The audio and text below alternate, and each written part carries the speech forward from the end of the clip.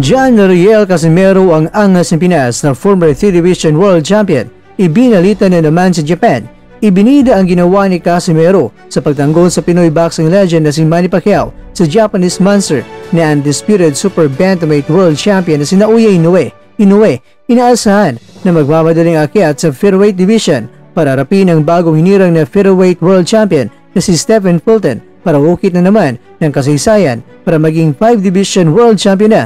Dito po galing mga kwento ang balitang ibabagi ko sa inyo. Kaya tara, kwentuhan na!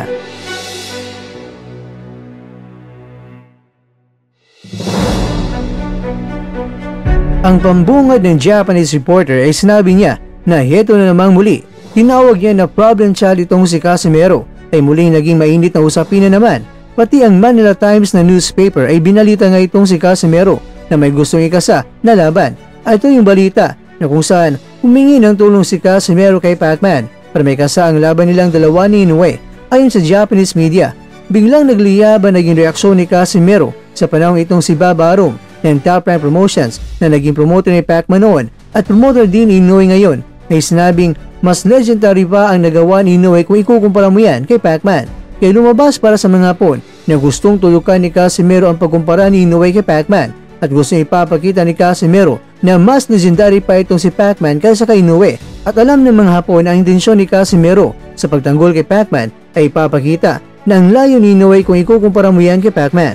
Well mga kwento, alam naman natin na sinabi na ni Casimero na mga malalakas sa mga kinalaban ni Pacman habang ang mga kinalaban naman ni Inoue ay mga mahihina at minsan ay hindi pa kilalang mga boksingero. Pero ganoon pa man, sa post na ibinahagi ng Quadrualas na Facebook page ay masasabi natin na talagang nagtagumpay ang kampo ni Casimero na gumawa ng ingay patungkol sa kanya at kay Inoue at ang ingay ay umabot pa ito sa bansang Japan dahil ibinalita ng Japanese reporter sa kanila at baka abot pa ito sa kampo ni Inoue. Pero speaking of Inoue mga kwento, dahil sa Timberland shoes at short na jeans, ang tinalo ni Inoue noon na si Stephen Fulton ay muling naging world champion. Kumbaga, history repeats itself. Nagawa muling tinalo ni Fulton itong si Brandon Figueroa at ang WBC featherweight belt ni Figueroa ay napasa kamay na ngayon ni Fulton.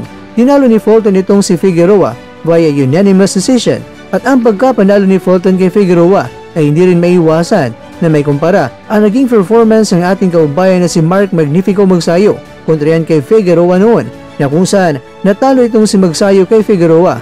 Kaya may nagsasabi na baka mas magaling pa nga itong si Fulton kaysa kay Magsayo at ang hawak ng titulo ngayon ni Fulton ay ang titulong hinawakan din ni Magsayo noon.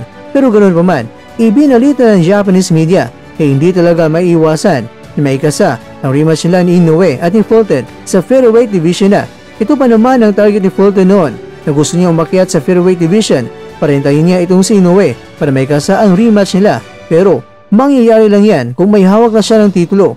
Kaya ngayon na may hawak na siya ng titulo mga kwento, pati si Fulton ay gusto rin yan syempre na ibigay kay Inoue ang titulo niya. Didepensahan niya ang kanyang titulo kay Inoue at baka nga sa Japan pa rin gaganapin ang laban.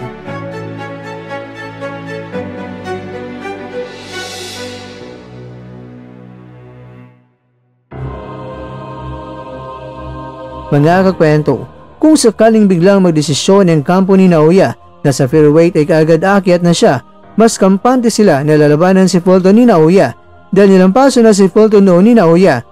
Pero ang boxing ay wala pa rin kasiguraduhan. Isang suntok nga lang, pwedeng babago na sa mainit na bakbakan. Pero ikaw kakwento, kung magharap muli ang dalawa sa featherweight division, Team Inoue ka ba o di kaya Team Fulton?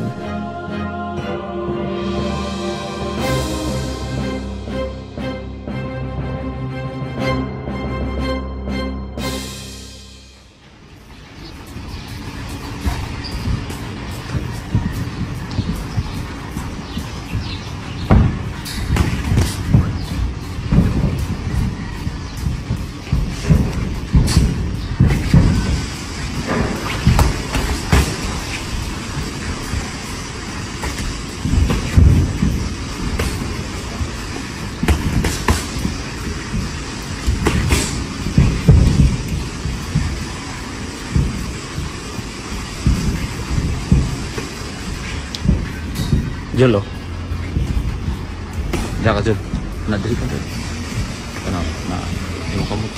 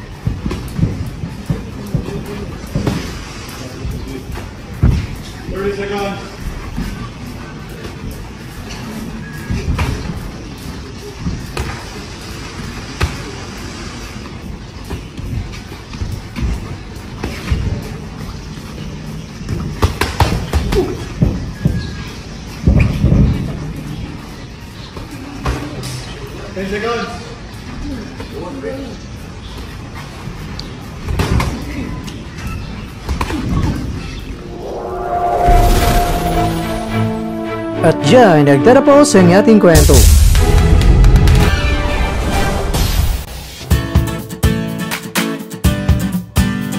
Maraming salamat mga kakwento sa inyong panonood. Pero baka naman mga kakwento ay nagustuhan niyo po ang kwento natin ngayon, baka pwede niyo po akong mabigyan dyan ng like, subscribe at pa-click na rin sa bell button.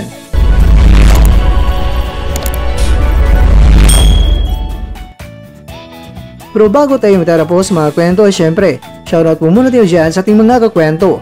Kay kakwentong Daniel Macagwapo, kay kakwentong Vince Villar, kay kakwentong Vin Miras, at kakwentong nanonood ngayon, shoutout siyo dyan. Bueno, hanggang dito lang po muna ang ating kwentuhan at abangan nyo na po ating susunod na video. At dito lang po yan sa isang channel na kung saan maaring ito'y mga kwentong di pa na kwento sa inyo.